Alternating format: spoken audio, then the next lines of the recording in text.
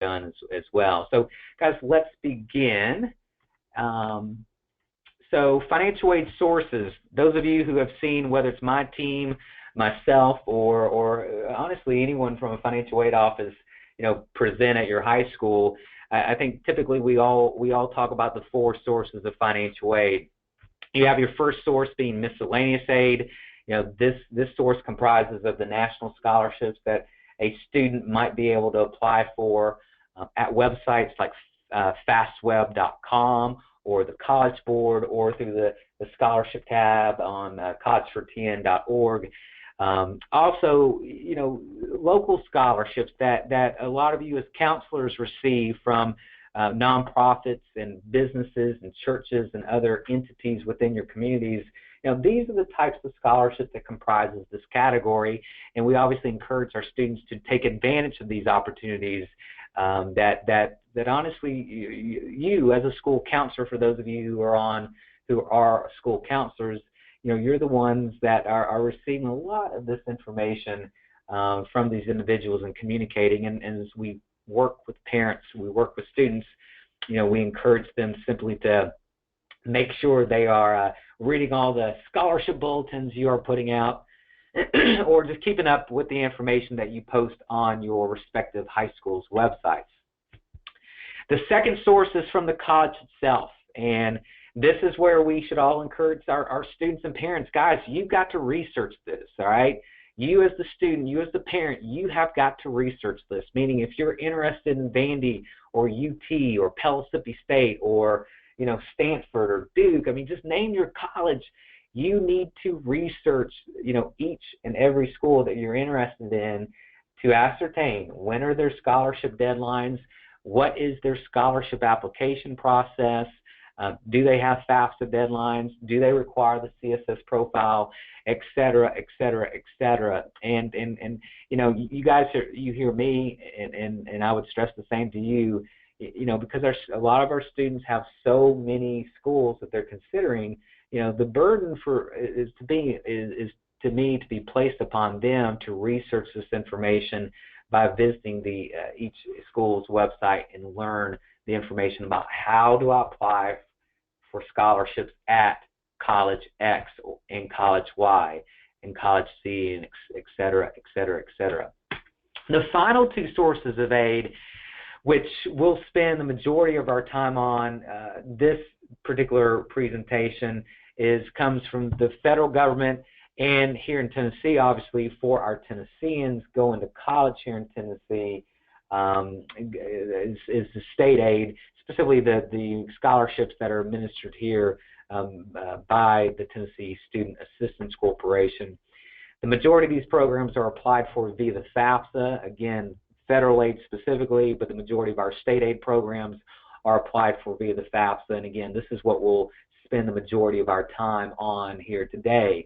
Now, the first students, I'm going to say pop quiz, and this is why I give to a lot of students and parents when I'm doing presentations out on the road, is in Tennessee, where must one attend college, or specifically in what state must one attend college in order to receive Tennessee state aid?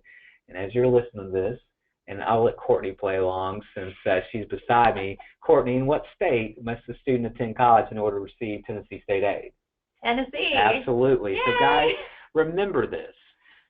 For the Hope Scholarship for Tennessee Promise, you cannot receive the Hope Scholarship for Tennessee Promise outside the state of Tennessee.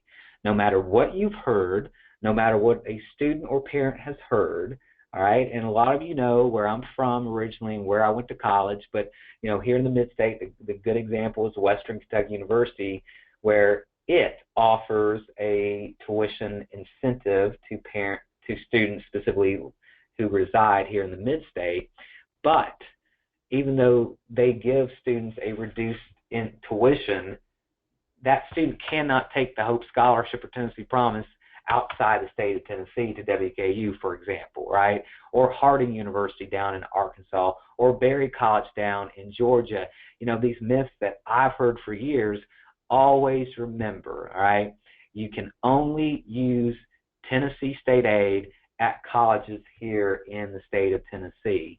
And that's it. So that's why we have the no circle X here under state aid. When I say that is for students who are looking to go out of state, just understand they are eliminating one source of aid, which would be Tennessee state aid in this example. So let's talk about eligibility. Those of you who joined me and Mary and Courtney last week on the FAFSA webinar, these next 3 slides we saw from last week, but I think they're still important to go over here this week as well. You know, for our students to qualify for federal and most state aid programs, as a reminder, these students must possess a valid Social Security number and be considered a U.S. citizen or as an eligible non-citizen as defined by this infographic that you see on the screen. So, for example, students that have a green card and a valid social, they are eligible for federal and most state aid programs. Students that have an I-94 arrival departure record that specifically is designated with refugee or asylum granted or any one of the other statuses you see on the screen. Again, if they have a valid social, that student may qualify for federal and state aid. You see the other 2 statuses as well. But specifically, if you want to qualify for federal aid or the majority of state aid programs administered by us at TSAC, you know, the student, let me stress that, the student must fall into one of these categories. Again, being a citizen or an eligible non-citizen as outlined by those 4 categories. As a reminder, you know, the student will not qualify for federal or state aid if he or she has, first and foremost, DACA. More and more of you guys are working now with DACA students. DACA stands for the Deferred Action for Childhood Arrivals. If you have a student who has been granted DACA status, please understand they're not going to qualify for Pell Grant. They will not qualify for Hope Scholarship. They will not qualify for Tennessee Promise, et cetera, et cetera, et cetera, okay? Other categories, most of your other visas, your F series, your J series, your G series, your L series, all of these students typically are just simply considered international students. They will not qualify for federal or state aid as well. For DACA students, you know, a lot of times you guys don't know whether or not your student is actually DACA or not, but when you learn is when perhaps you are helping them with applications, whether it's their admissions application during our College App Week or whether it's, you know, while they're completing the Tennessee Promise application. If they, the student, pull out a Social Security card that looks like this, that says for work purposes only, guys, please understand this should be a tip-off that they are a DACA student, all right? And again, this Social Security number for FAFSA purposes is considered invalid. So if you ever see a Social Security card from a student that's designated like this, this should tip you off that they are more than likely are DACA. Last night, Courtney and Mary and Jay and several others who were at McGavick High School working with a FAFSA workshop. I was there in spirit. I was actually at St. Cecilia doing a FAFSA workshop myself. But one thing that we were kind of communicating back and forth via text about is, you know, if you have a student that presents you with a Social Security card, ask them, are they DACA? And typically, you know, they'll tell you, well, yes, I am. And then you have the conversation with them. You know, listen, for FAFSA purposes, honestly, I would encourage you, at least here tonight, let's not do the FAFSA because you need to really ask your college whether or not the FAFSA is even required for DACA purposes. Now, a lot of counselors who work with DACA, and I should also mention undocumented students in this case, you know, a lot of us now have asked for resources. I'm actually excited. This is one of the first times I am presenting a few resources for you guys. We have a great nonprofit here in Nashville. Forgive me if I mispronounce its name, but Conexión Americanos, that recently tweeted out a new resource for undocumented and DACA students, and that website is tnedequity.org/undocumented. And on this website, you will see a bunch of resources for undocumented and DACA students.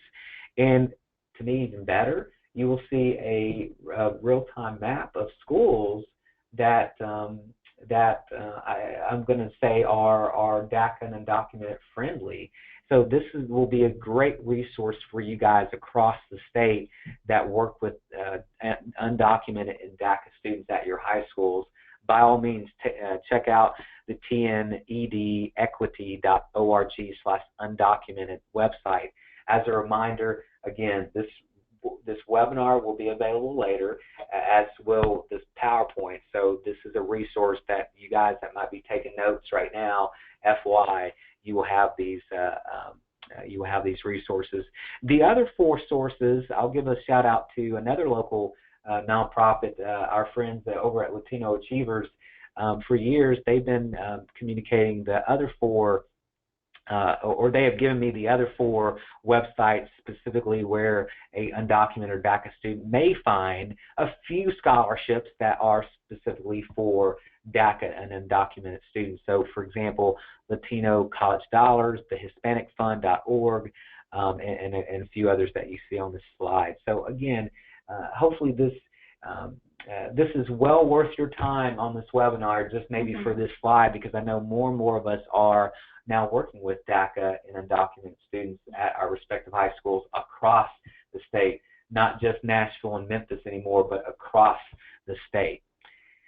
So as now we transition, kind of talking about eligibility and ineligibility, now let's transition into actually talking about federal aid for those students who do qualify. So again, if you have a U.S. citizen or a green card holder or an I-94 holder, these students may qualify for programs specifically from the federal government, such as the Pell Grant, such as FSEOG, which stands for the Federal Supplemental Educational Opportunity Grant. Courtney, that's why we call it FSEOG for short, right? And finally, work study. Folks, when you complete the FAFSA, you are applying for these programs. One note, work study on the second screen of the FAFSA, once the student has logged in and has begun his or her FAFSA, there is a specific question to ask. Are you interested in work study? Guys, to me, the answer is always yes. Students should always answer this question yes in order to be considered for federal work study dollars. That said, one of our new colleagues from Advise Tennessee, Terry, we did a training last Friday for the new Advise Tennessee staff, and I'll give a shout out to Terry here. Terry communicated to the group that at her former college and at many other colleges, even though this is a question on the FAFSA, are you interested in work study? Her advice is students should also contact the financial aid office to inquire if there are any additional applications for federal work study, because in her experience at her college, former college, they did not even look at the question on the FAFSA. In other words, a student had to apply separately for federal work study by contacting the institution. To her point, in this way, they got the real interest from students who were really interested in the program, as opposed to, getting a FAFSA in from a student, say myself or like Courtney, who just were told to answer yes, but who honestly may not even really care. She said a lot of colleges have gone to that separate application, separate institutional application for work study, because they're able to award work study to those who are truly interested in receiving the program. So guys, FY, on the FAFSA still put yes, but encourage your students and your families to also follow up with that financial aid office to ascertain if an additional application is required to truly be considered for federal work study. Let's go back to Pell and FSEOG just to simply say this. Pell and FSEOG are based upon the student's expected family contribution, the EFC that's derived from the student's FAFSA. FY, what you see for Pell are the 1617 award and corresponding EFC. So, for example, the student who's currently in college has a 0 EFC, they would be receiving $5,815 for the year. I will let you know that the award maximum for 17-18 has already been approved. Pell will be increased to $5,920 for the 17-18 academic year. However, that will be for zero EFC, but we do not know the minimum and the minimum or the I guess we could say the quote maximum EFC for the least Pell Award. We still have not received that information from federal student aid, but as soon as we do, we'll communicate that out to our schools. But FY, the maximum for 17-18 will be $5,920. FY, if you are hosting a FAFSA workshop at your school in the coming weeks, like we were last night across the state at several schools, I will say on the confirmation page, if the student has a zero EFC, it is still reflecting the estimate of $5,815. But again, it's already been announced $5,920 will be the maximum for a zero EFC in 17-18. That will be updated at some point in the future by federal student aid. FSELG, that is for students that have an exceptional financial need. FY, each college basically has X number of dollars that they've been granted for this program, and it's kind of up to them in terms of how they distribute this money. Typically, when you hear exceptional financial need, you should read zero EFC. So this is why folks, when you still hear folks like myself say students should complete the FAFSA as soon as possible after the October 1st opening, it's for programs like FSCOG, because this program still has a first come, first serve mentality to it. And so that's why, you know, for students who might want to be considered for FSCOG, it's best to complete that FAFSA as soon as possible after October 1. But folks, understand every college awards this program differently. So it's one of those I can't really speak more so than just, you know, to be considered. The best thing is to just submit the FAFSA as soon as possible after October 1. Last thing about federal aid, obviously when you complete the FAFSA, you are applying for loans. Students, this quote, student loans are now the Direct Stafford Loan Program. You have your subsidized version and your unsubsidized version if needed by the student, and if they qualify specifically for a subsidized. Basically the difference between a sub and an unsub, as we say for short, is with the subsidized Direct Stafford loan, the interest does not accrue while the student is in college. Whereas with an unsubsidized Direct Stafford loan, the interest does accrue from day one. The interest rates you see currently are for the 16-17 academic year. Please understand that several years ago, federal student aid moved to a formula where each loan disbursement, so each new loan disbursement for each academic year, all right? So for example, any money dispersed for the 16-17 academic year would have a fixed 3.76 interest rate for the life of that particular disbursement. Yeah.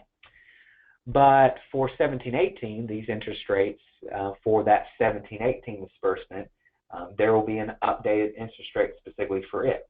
So in other words, that interest rate could go down, it could go up. It's all tied to the 10-year Treasury note, and typically that is communicated during the summer prior to the 17-18 academic year.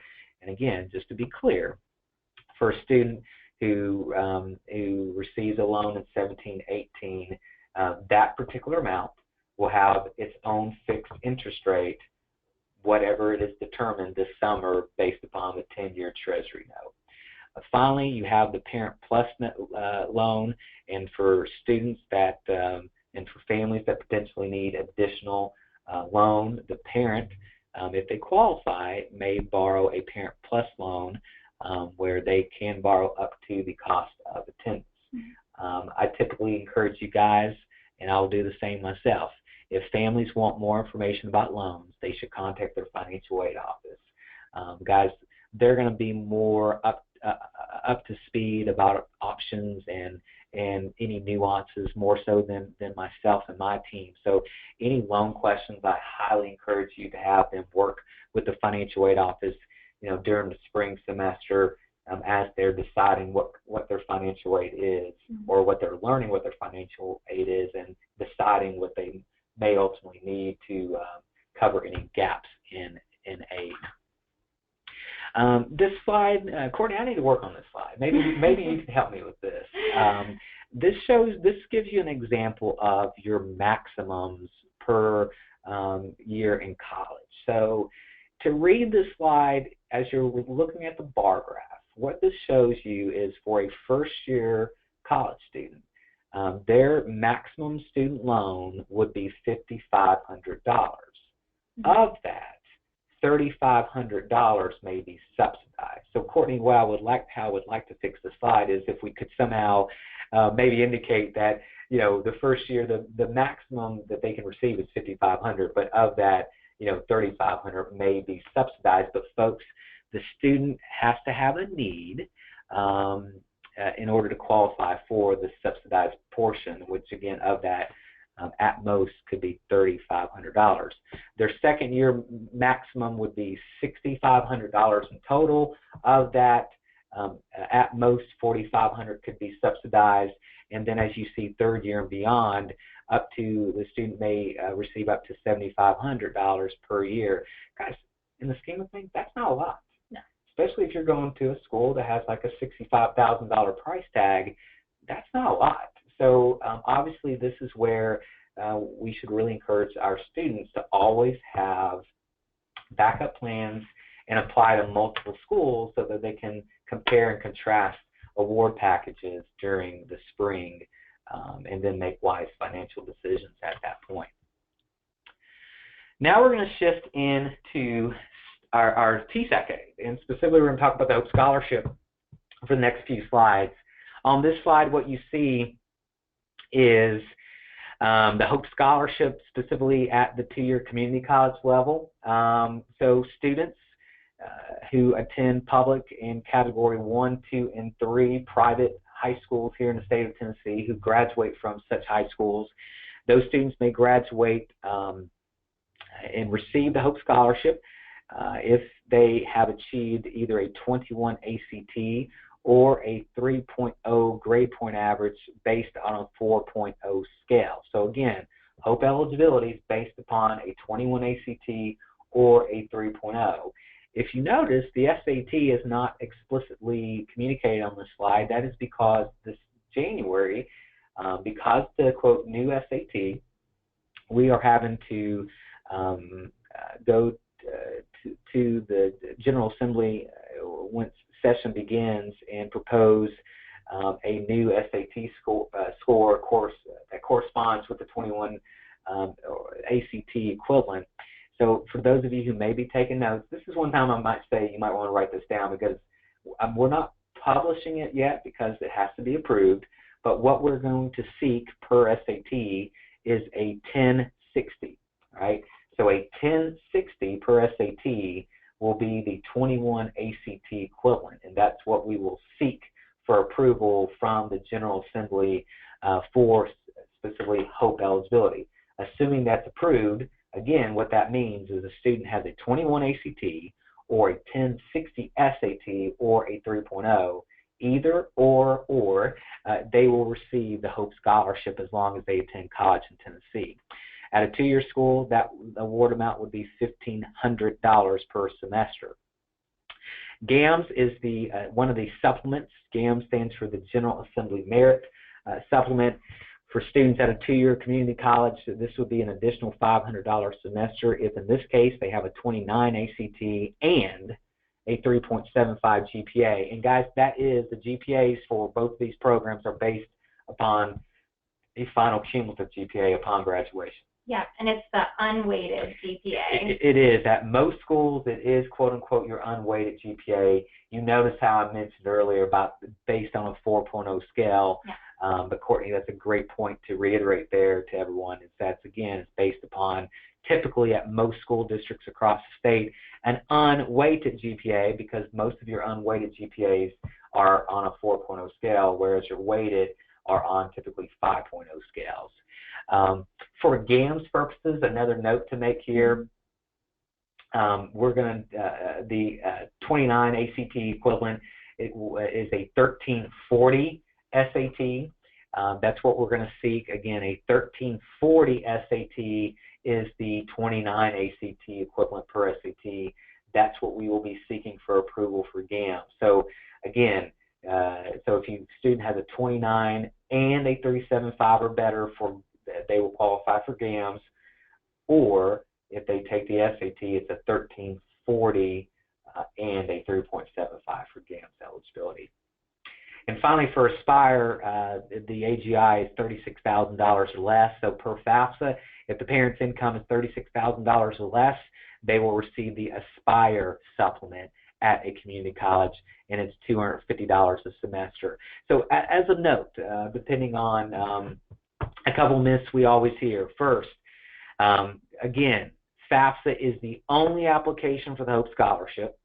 Secondly, to qualify for Hope, it is only based on a 21 ACT or the SAT equivalent or a 3.0 GPA. It is not based upon the parent's income, at least the base Hope Scholarship. So if you're working with a family that has $1 million, it makes $1 million a year, God bless them, their child can still get the Hope Scholarship, but they're going to have to do the FAFSA to apply for it, right? Just note, it's the Aspire supplement. That is the need-based supplement for Hope. And so that's, again, FAFSA is the application and for the Hope Scholarship. And again, for those of our parents who do have a $36,000 or less AGI, their student can receive the Aspire supplement. We'll switch now to the four-year slide. So this shows for our students that attend four-year universities. Same requirements across the board for these three programs. Note slight changes in award amounts, specifically the award amounts of the four-year institutions. If the student is classified as a freshman or a sophomore, he or she will receive $1,750 a semester at a four-year school, okay? $1,750 a semester if they're classified as a freshman, sophomore at a four-year institution here in Tennessee. Once they become classified as a junior or a senior, that will then increase to $2,250.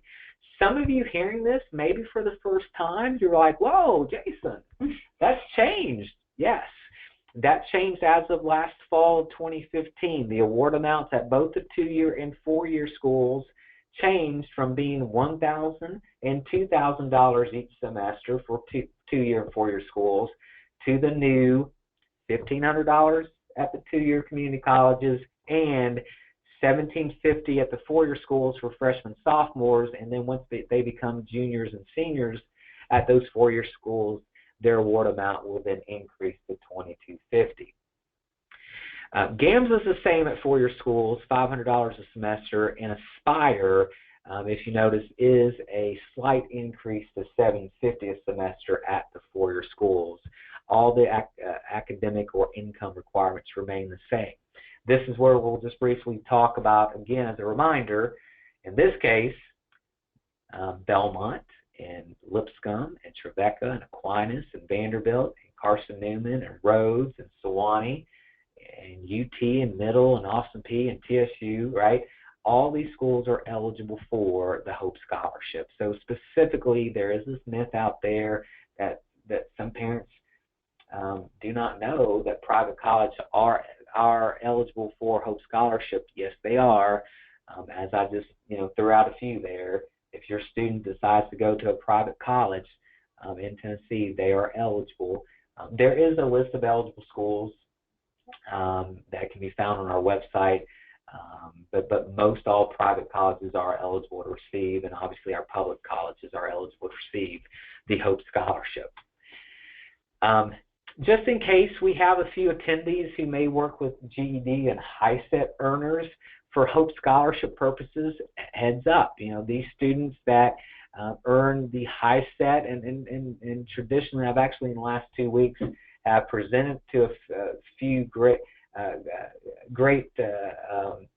entities that work chiefly with GED and HiSET earners, and they all kind of told me, so Jason, you might as well just strike out the GED on this slide, because most of Tennessee is now all about the HiSET. But for students who are earning their HiSET, if they achieve a 15 and they have to take the ACT if they achieve a 21. So a 21 ACT composite and a 15 HiSET, prior to college enrollment, they will qualify for the Hope Scholarship that way, okay? Kind of as a reminder, much like with high school graduation, for Hope Scholarship purposes, the student has 16 months from the time they graduate from high school to enroll in college and still be eligible to potentially receive the Hope Scholarship. So, for example, if you have a student who earns the HiSET, today, all right, and their plan is to attend college next August, he or she may take the ACT through the June national test date to try to achieve that 21 ACT prior to enrolling in August. But the key is they have 16 months from the time they earn their HiSET before they have to enroll and be Hope eligible. In other words, to be able to achieve that 21 ACT, all right? And obviously these students can also receive the Aspire supplement. The award amount simply will be based upon whether they choose to enroll at a 2-year or a 4-year. This kind of goes back to Courtney's point earlier.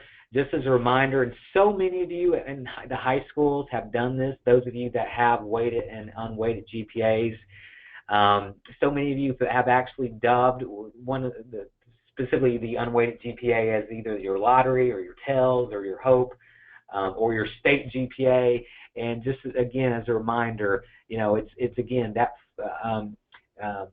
for Hope Scholarship purposes, that GPA is based on a 4.0 scale. What you will notice now on all our material and on our website is we now scrubbed that word weighted from everything because it's just so darn confusing to parents and students.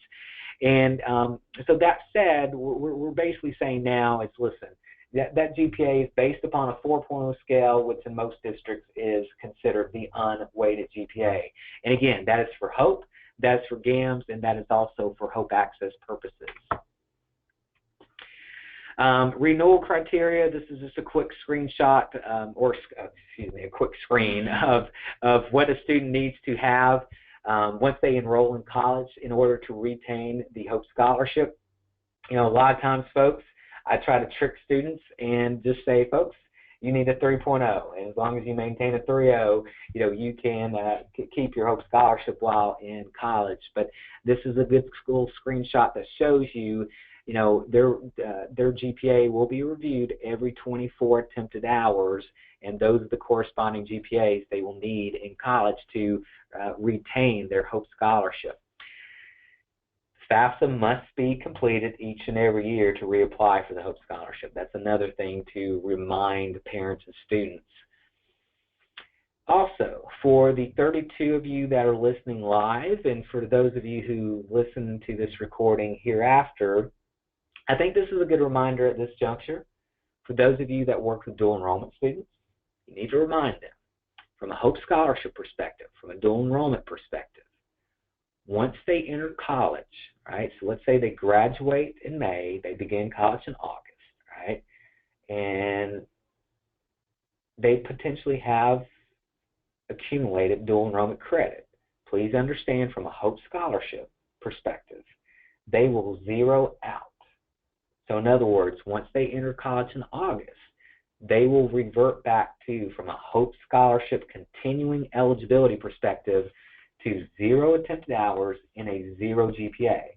In other words, their 24-hour attempted benchmark GPA will solely be based upon those hours taken and attempted during that fall and spring semester post-high school graduation. This confuses a lot of parents and students. I'm sorry. It is how law is written in this case, but that said, a lot of our students who may have a glowing dual enrollment record where they've, amassed 24 hours and have a 4.0, just understand that does count towards all their college stuff, but it does not count towards their Hope Scholarship continuing eligibility. So if that student does not have a good fall and spring semester, just understand, they're doing enrollment hours, and GPA will not be there to save them, right? Their eligibility will be based upon what they've done that fall and spring after high school graduation, right? So other state aid quickly. You got the Hope Access Grant. Just as a reminder, I think this is our Forgotten Hope Scholarship Program for students that don't quite have the 21 or the 3.0 when they graduate. However, they do have an 18, 19, or 20, and, notice I'm saying and, they graduate with a 2.75 to a 2.99 GPA, and if mom or dad's adjusted gross income per FAFSA is less than $36,000. So for Hope Access, they have to meet all three requirements. Then they are eligible for Hope Access for 1 year or 24 attempted hours. At that time, at the 24 attempted hour benchmark, if they have a college GPA of a 2.75 or greater, they will then begin receiving the Hope Scholarship thereafter. So in other words, this is their last ditch effort or last chance for Hope eligibility. If they don't graduate with a 21 or 3.0, but they meet these three specific requirements, they can receive Hope Access, receive the Hope Access Grant for up to 24 attempted hours, and thereafter, if they have a 2.75 college GPA, they will then begin receiving the Hope Scholarships from that point on. I know we just wrapped up a big ACT push for that ACT retake for seniors with the Department of Education, but as Jason's kind of showing you, that 18, that 21, as you look ahead with your juniors who are taking the ACT this year, really looking at these requirements and thinking through how many students we can push to take the test more than once, just because there is a lot of evidence that your ACT score will go up if you take the test again. We like to joke that sometimes the difference between a 17 and an 18 on the ACT is a good breakfast. So just taking a look at that and showing students that, yes, it might be giving up another Saturday or something to retake this test, looking at all the money that you could potentially leave on the table. It's a great opportunity, and we're excited that DOE was able to partner with us to get this out there, but just going forward, this is another great way to get students motivated about making those ACT cut scores. Absolutely, Courtney. And guys, so many of you know or have heard me present before, but this is where I like to provide some comic relief to webinars or talking about financial aid or whatever. I would also say a good breakfast is the difference between a good webinar and a great webinar. And I'd say hopefully this is a great webinar. I hope so. So TSCA, Tennessee Student Assistance Award, state grant. And to qualify for TSCA, the student, this is based upon the EFC, so very similar to the Pell Grant. It's based upon the student's expected family contribution, which is derived from the FAFSA. If for TSCA purposes, if the EFC is between 0 and 2100, he or she may qualify for TSCA as long as they have submitted the 17-18 FAFSA by January the 17th. I guess maybe the one change some of you are hearing is, again, we have gone back to our old way of awarding TSCA. To what I'm saying here is that any student that has a 0 to 2100, or for I believe a 2 or 3 year period, TSAC went to where we were only awarding new students, meaning high school seniors, who only had a 0 EFC. But now we have expanded that, and much thanks to Governor Haslam and his administration, who has pumped in some additional dollars to this program and has allowed us to fund more students through TSCA. Guys, please understand we're still not able to fund everybody, but we're definitely funding more and more students thanks to their generosity over the last few budget cycles and pumping in some more dollars into this program. And so again, Any student who completes the FAFSA by January 17th and has a 0 to 21 or DFC should receive TSCA. A little note here, a little note for those of you who are taking notes. This is our one state program that does require U.S. citizenship, so please make a note about TSCA. So we hope you can be a green card holder or a citizen or have an I-94 and qualify for HOPE. For TSCA, first priority is given to U.S. citizens, and they are the ones who are only funded because of our funding limitations. So make a note about TSCA. In other words, if you have a green card holder, he or she will not qualify for TSCA. Courtney, I think we have a question. Oh, let's see. So the question that we have, and this is a great one, the HiSET number that was shown was 15. Is this an average of the 5 subtests? I heard the number was a HiSET of 75 for the HOPE. So this is a great question, and I alluded to earlier having spoken at 2 different sites this week. My colleague, a lot of you know Robert Biggers, who's the director of the Lottery Scholarship Program. He's actually been out doing trainings himself. I will tell you, in all of our material, we have printed a 15 HiSET.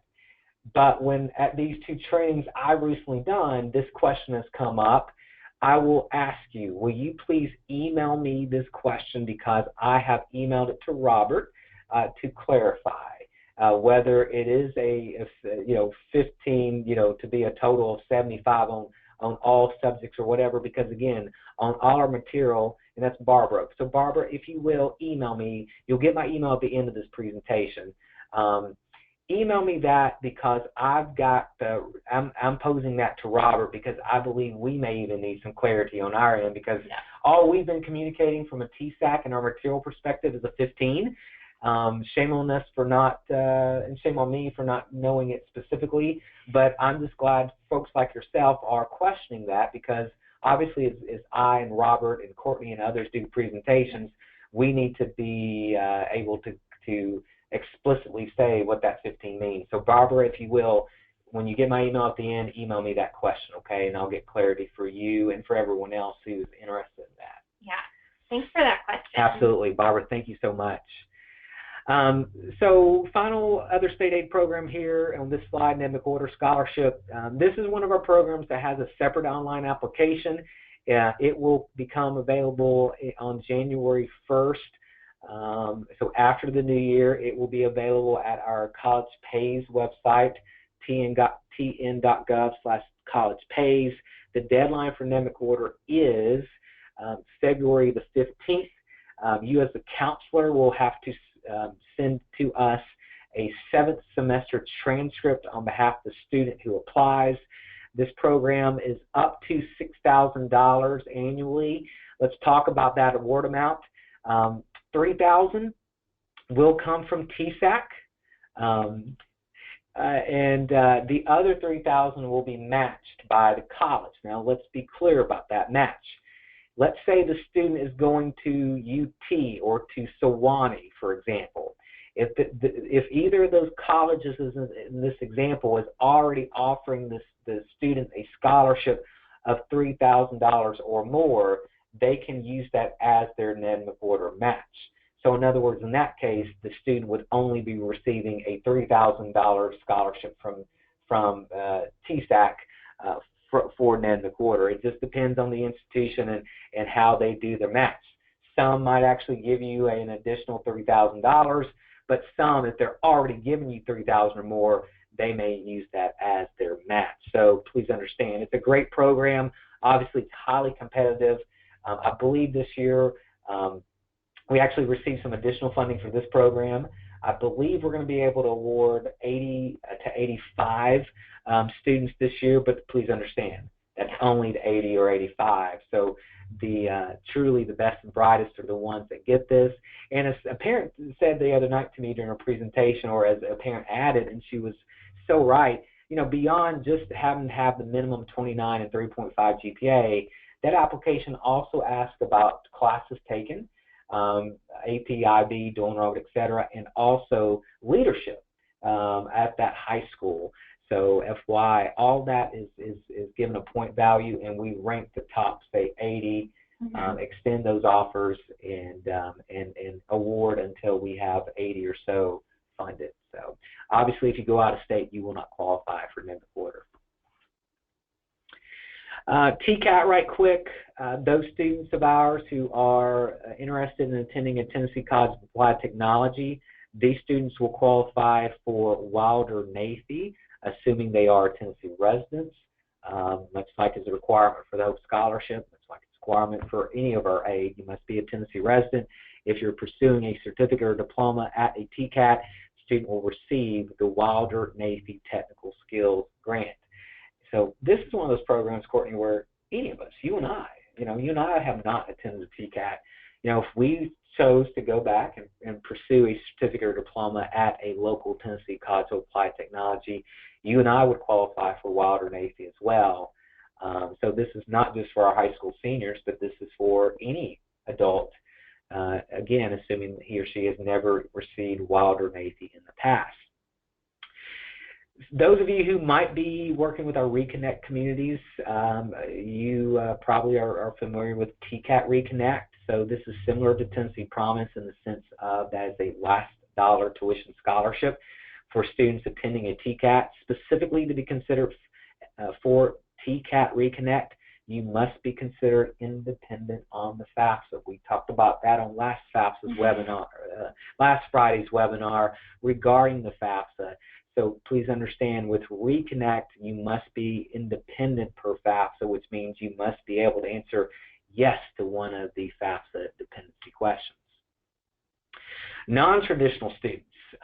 So for example, for Hope Scholarship purposes, there is a non-traditional Hope Scholarship out there, specifically for students who are 25 years and older. To be considered for non-traditional Hope Scholarship, the student must be 25 and older and have an adjusted gross income of $36,000 or less. That would include his or her spouses if he or she is married, all right? So please understand that. If they meet those two requirements, then the student must attempt 12 hours in college and achieve a 2.75 GPA. If they do this, from that point moving forward, they would qualify for the non-traditional Hope Scholarship. And lastly, the CC Reconnect program, the Community College Reconnect program. There are more requirements to this than what you see on this particular slide, but I really think the one requirement that I want to say eliminates a lot of students is this. You must have at least 30 hours already towards an associate's degree. So if you have that, then you may qualify for Community College Reconnect, which is a last dollar scholarship to offset tuition at a community college. Folks, this was a block grant program that began this fall. I will say probably a lot of colleges have now exhausted those funds, but FYI, if they're not, this is a program potentially for some of our non-traditional students that are returning to community college that never finished, but specifically one of the beginning requirements for CC Reconnect is they must have a minimum 30 hours. If you're on this webinar and would like a full checklist of requirements for CC Reconnect, that's something I can email your way. That's a resource we probably put up on the FAFSA Frenzy website as well. Courtney, question. Yeah.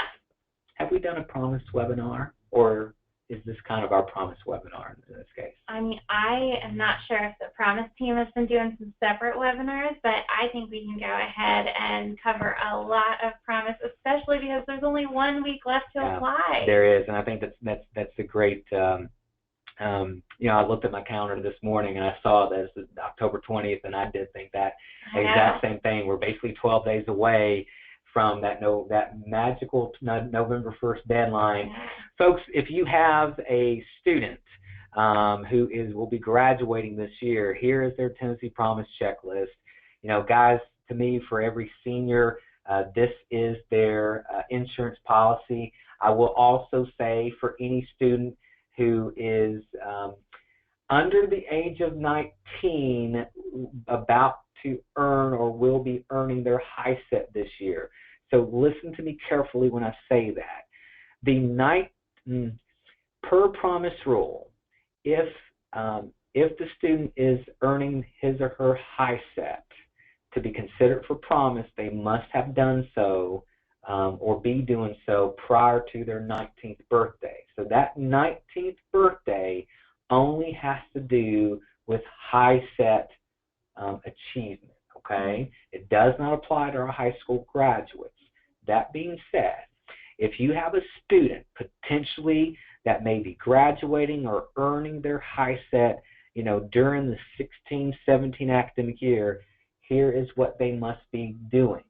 And first and foremost is submitting that Tennessee Promise application by the November 1st deadline. So, counselors, specifically, if you got a student who maybe at last minute comes to you and says, I've changed my mind, I have enough credits, I think I want to be an early grad this year, and so instead of graduating next December of 2017 or next May of 18, I want to graduate this May of 2017, you best be getting them to be submitting that Tennessee Promise application so that they have this as an insurance policy.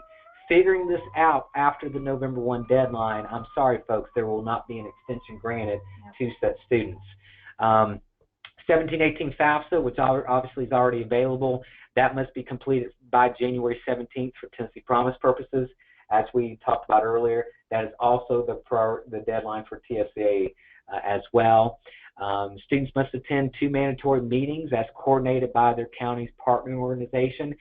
So many of you are having your first meetings now, and so the second mandatory meeting will then be in the spring semester as coordinated by our friends at Achieves and Ready and AIRS. So obviously follow them for more information. The 8-hour community service, that's still a requirement. Students must begin accumulating community service on November 2nd. So understand if they've already amassed some community service, that will not be counted for Tennessee Promise. It must be performed on or after November 2nd and will need to be communicated to their partnering organization by July 1st deadline. And finally, for those of you who are selected for FAFSA verification, that must be turned in to your college by August 1. Yep. Oh, and Jason, before we move on, I know that yesterday when I was at McAvick, I spoke to so many wonderful students who were really excited about their plans to use Tennessee Promise, and they even had plans of where they were going to use a transfer pathway. But we spoke to some counselors, and sometimes students think they've applied to Tennessee Promise when in actuality they've created an account for Tennessee Promise. Please make sure with your students that they don't mistakenly think they've completed the application. Make sure that you do a little check-in with those kids who are really excited about it, because it would be a shame if they create the application but don't fill it out all the way. So that's just a little PSA from what we've been hearing in schools from students and counselors like you. So keep doing the great work that you are doing, but we know that reading directions is hard sometimes, so we just want to make sure that we are getting these applications fully turned in. And Courtney, my team has sent several emails over the last month, and just as a reminder, specifically for those of you who are school counselors, you now have the ability to download those reports in real time via eGrants. And again, my team's been sending you emails with instructions how to do that. We've not been sending reports yet this year because of that new functionality. A lot of great feedback saying you love this, because as you're doing Promise workshops, you're getting, being able to download in real time those things. So again, if for some reason this is the first you're hearing about those reports access, email me afterwards. Courtney, we get to this in the point of the webinar or whatever. It looks like we've got 3 minutes, so let's kind of rapid fire maybe these last couple slides. This slide right here, just as a reminder, remember, Promise is the last dollar scholarship. First and foremost, we check the student's eligibility for HOPE, Pell, and TSCA. So if a student qualifies for those programs, please understand that those programs will be applied first to their tuition at a community college or a TCAT, and then only if there is remaining tuition uncovered at that TCAT or community college will Promise kick in if the student has completed all the requirements. And that's what this slide illustrates there. You mentioned the Tennessee Transfer Pathways. Folks, this is something for those students who are interested in doing the first 2 years to get their electives out of the way, and then transferring year 3 and 4 to a 4-year institution.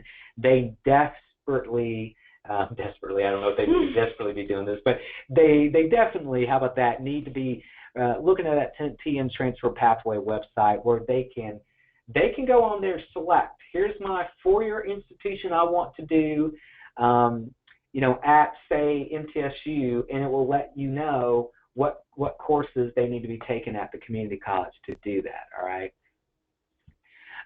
So there's that. Courtney, click back over here just for a second. We do see a question. We'll get to it in just a second. Rapid fire on this slide. Other information quickly. Academic Common Market. Students who are looking to go out of state because their major's not offered in Tennessee, there is something called Academic Common Market where that student may be considered for in-state tuition purposes at that out-of-state college. They, again, will not qualify for Tennessee state aid, but they may be considered for in-state tuition purposes if their major is not offered in Tennessee. For more information, you may contact me. CSS profile. Schools like Bandy and Rhodes, and I did check recently in Sewanee here in Tennessee, these are schools that require the CSS profile, which is an additional financial aid application beyond the FAFSA. For more information, you can go to collegeboard.org, the same folks behind the SAT, and you can find information about the CSS profile in participating schools and universities. Finally, the fee discount program for public school teachers, or specifically individuals who are licensed public school teachers licensed by the Department of Education, and for state employees like myself and Courtney. Our dependents are eligible for a 25% tuition discount at a public college. If this is the first you're hearing of this, FY, there is a form that you will have to complete each semester in order for that child to get that discount. You can email me for more information. There are some additional foster youth scholarships out there. Not to just speed through this slide, but guys, FY, for foster youth, there are some additional scholarships out there for specifically students who are in the foster care system. For more information, you can email me. These are some examples of some of those. And finally, for our students at our high schools that may have an intellectual disability, who are going to be unable to pursue an associate's or a bachelor's degree, however, they would like to experience college. These 5 universities have these 5 specific programs, and TSAC has a scholarship that they may receive to help with the cost associated with these programs. So this, again, this is an FY. For more information, contact us, contact me, I should say. And last thing about the Step Up Scholarship, much like the Hope Scholarship, the student must enroll into one of these programs 16 months from the time of their graduation. Finally, that is my contact information. Yeah, so we're going to pause that screen so that everyone can write that down. This is all Jason's information. We're going to take a few questions, and then we'll actually open up the line so that you all can just verbally ask your questions. But first, we've got a great question from Mario. Mario wants to know if Ready mentors are given access to eGrants. Mario, that's a great question, and typically speaking, the answer has been no, that for eGrants access on the high school end, one must be an employee of the high school.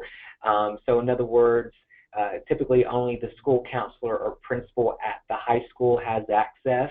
So what I might encourage you to do, assuming that, in working with Ready previously, and assuming that you guys are privately funded through the Southwest Tennessee Development District, that you would want to really work with the high school counselor or principal at that school to potentially get that list for promise purposes or what have you.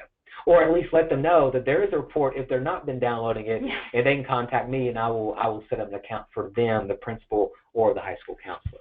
Great. And we have another question from Barbara. Barbara Barbara would like to know, can a student do a gap year between community college and a 4-year college and still keep their Hope Scholarship? Barbara, that's a great question. So once the student begins college and receiving the Hope Scholarship, he or she must maintain continuous enrollment. Continuous enrollment is defined as fall, spring, fall, spring, fall, spring. So in other words, once they begin community college, let me say this. Let me back up and say this, Barbara. When I graduate from high school, I have 16 months to enroll in college. So when I graduate from high school, I can take my gap year then for Hope Scholarship purposes at that point. But once I begin college, I must maintain continuous enrollment. Hence, let's say I do 2 years of community college. If I were to take a gap year after community college, I would then forfeit my Hope Scholarship. Let me say one more thing. Barbara asked me that question from a Tennessee Promise perspective. The answer is that student does not have that same 16-month rule. Per Promise rule, a student must begin college the immediate fall semester after high school graduation. So for Promise purposes, I graduate in December, right now, of 2016, or in May. If I'm going through the Promise process this year, I must begin college in August of 17 for Promise purposes, unless I'm going to do basic training. That's the exception in that case. So again, please understand there are differing rules for Hope and for Promise. But Barbara, to your specific question about Hope and taking a gap year after going to community college, no, don't do that. All right, we've got another question from Susan. Susan wants to know which community colleges or TCATs offer acceptance to students who graduate with an occupational diploma. Susan, this is a great question, and unfortunately, I wish we had someone with more admissions experience here than myself. I apologize to you. Obviously, you and I worked with one another for many, many years. I must defer that question to a community college. I do not want to take a stab and give you bad information in terms of, what a student must graduate with in order to actually begin college or be accepted to specifically a TCAT at community college. So, Susan, that may be something you need to work out. But Courtney, for you and I, that may be something at some point we do a feature. Seriously, a FAFSA Friday webinar. Where we invite maybe a local admissions expert from maybe the TCAT community college in a 4-year just to talk about or be able to answer a question like that. So Susan, forgive us. Yep. Now we've got a question from Carrie. Carrie has a homeschooler that has signed up for Tennessee Promise and wants to know how to find out when your 2 mandatory county meetings start and where they're located. So Carrie, great question. I don't know if you can about real time here, but if you are in a Tennessee Achieves county, then you may go and look. So can we phrase it like this basically? If you are located in a county in Middle Tennessee or in East Tennessee, other than Union County, Unicoi County, forgive me, other than Unicoi County, you would be a Tennessee Achieves partnering organization county. So Carrie, you may look, go to the website tnachieves.org. So tnachieves.org. And when you go to tnachieves.org, you will click on I am a class of 2017 student, and then there will be a mandatory meeting tab that you will click, and you will look at the county in which you reside in for the Tennessee Achieves meeting dates in those counties. And Courtney, this is great. Courtney's going there. So if you click on students here, for students, and click on high school class of 17, and again, this is the TennesseeAchieves.org website. And then you click on team meeting schedule. You will scroll down, look at your county, and specifically, like for example, let's say you were in Anderson County. Notice the 4th row there for private, homeschool, and alternative school students. Your first meeting will be Monday, November 14th at 5:30 Eastern Standard Time at Oak Ridge High School, and then your second meeting will be April 4th as an example. So, Carrie, please make sure your student attends the meeting in the specific county he or she resides in. Now, if you are in Ayers County or a Ready County, you can email me and I can send you the contact information from someone there, and we can get you good to go there if you're in Ayers or Ready County. Well, that is all the typed questions that I see. I am going to go ahead and unmute everyone. And if you do have a question for me and Jason, I think it can take about 5 more minutes. So I'm going to go ahead and unmute. All right. If you have a question, this is the time to ask.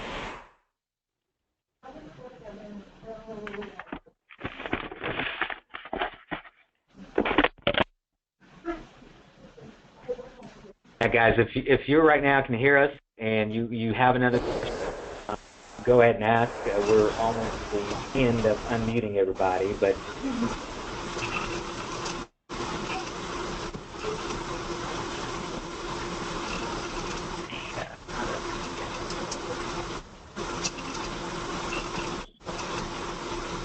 so, guys, any questions? Oh. Hey, Letty, it looks like you're talking, but we don't hear anything.